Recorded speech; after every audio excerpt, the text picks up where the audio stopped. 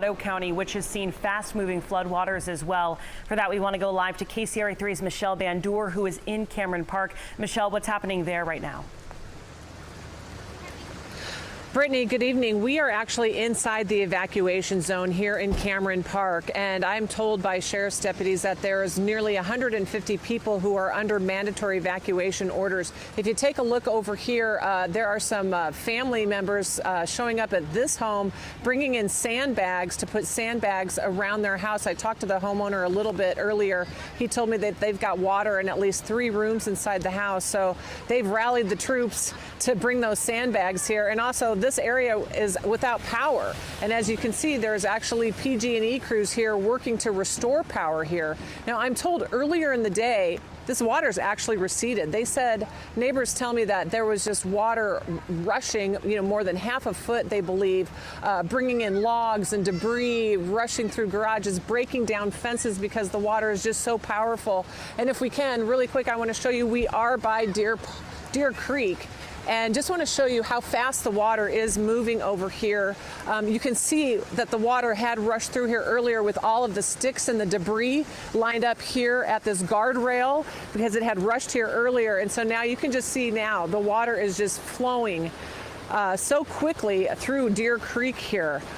Again, they're telling me that the water's actually receded in this area, but again, those evacuation orders are underway. We did speak to some residents earlier outside of the evacuation order who are just fed up with the flooding.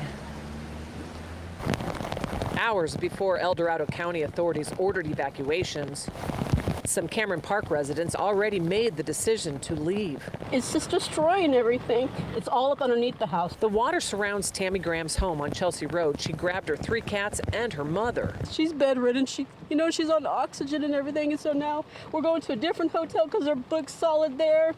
And we can't check until 3, so I'm going to my mother-in-law's. Knollwood Drive is also turning into a raging river with muddy floodwaters rushing down the hill. Mike Kremper hopes his sandbags will hold and keep the water out of his house. I'm 71 years old. I'm getting tired of this. My body can't handle it anymore. His neighbor wasn't as lucky, with water already getting into the garage. It's 11:30 now in Cameron Park, and this is the scene here with the flooding and the rushing waters going right across this homeowner's driveway.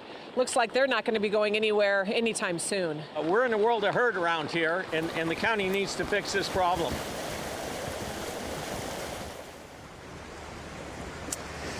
So again, the evacuation area here in Cameron Park is between Cameron Park Lake and Piper Court, as well as Salida Way and Bonanza Drive. They do have some sandbag stations set up, as we saw those folks getting their sandbags together. They also have evacuation centers for people. The Placerville County Library is closed now, but the other evacuation center is Cameron Park CSD that is open as a shelter for folks tonight. They don't know how long they're going to be able to keep it open.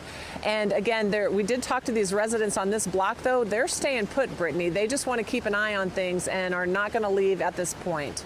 Reporting live in Cameron Park, Michelle Bandour, KCRA3 News. Michelle, just really incredible looking at all of that flooding and hearing from residents. Before you go, I just want to talk to you about that creek there. It sounds like residents are really frustrated, understandably, but are they kind of used to this when it rains? Is this what they're seeing with every storm?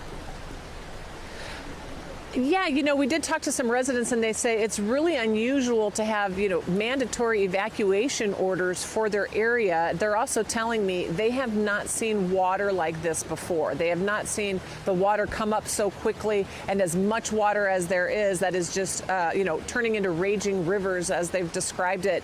So they're a little baffled as to, that this is happening. The one resident we talked to, she says she hasn't seen anything like this in the 6 years that she's lived here. And also talking to other folks, they say this is worse than the flooding that we saw back in 2017.